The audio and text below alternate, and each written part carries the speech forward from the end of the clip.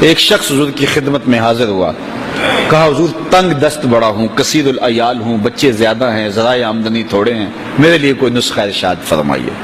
تو آقا کریم نے اس کو کیا نسخہ دیا؟ یہ سب سے آسان نسخہ، اذا دخلت الدار فسلم علیہ، جب گھر جائے تو گھر والوں کو السلام علیکم کہا کرو، جو ہی گھر میں داخل ہو السلام علیکم، اور اس کے بعد ایک مرتبہ سورہ اخلاص پڑھ دیا کرو، قل هو اللہ احد، یہ عمل شروع کر دو۔ تو کہا یہ بالکل آسان وظیفہ ہے، گھر جاؤ السلام علیکم اور اس کے بعد ایک مرتبہ سورہ اخلاص، اس عمل کو نہ چھوڑنا۔ بلکہ فرمایا کبھی ایسا ہو تو گھر جائے تو گھر میں کوئی بھی موجود نہ ہو، تو کہا عمل کو پھر بھی نہیں چھوڑنا، فسلم علیہ، کہا تو مجھے سلام کہتے نا، وہ اپنے نام لیواؤں کو تنہا چھوڑتے کب ہیں، جہاں ہم دم نہ ہو کوئی وہاں سرکار ہوتے۔ کہا کہ جب کوئی نہ ہو گھر میں تو کہا عمل نہیں چھوڑنا، پھر مجھے سلام کہنا اور پھر ایک مرتبہ سورہ اخلاص پڑھ دینا۔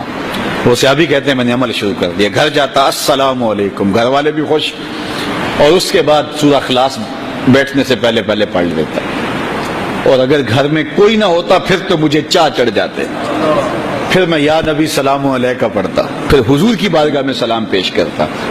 اور ملا قاری نے اس پہ گفتگو کی ہے مرقات شرح مشقات کے اندر کہ آخر حضور کو سلام کیوں کہنا ہے؟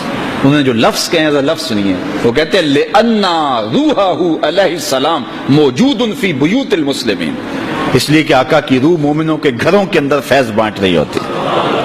تو کہا پھر مجھے سلام کہہ دینا، وہ کہتے ہیں میں جاتا اور حضور کو سلام کہہ دیتا اور اس کے بعد سورہ اخلاص پڑھ دیتا۔ پھر ہوا کیا؟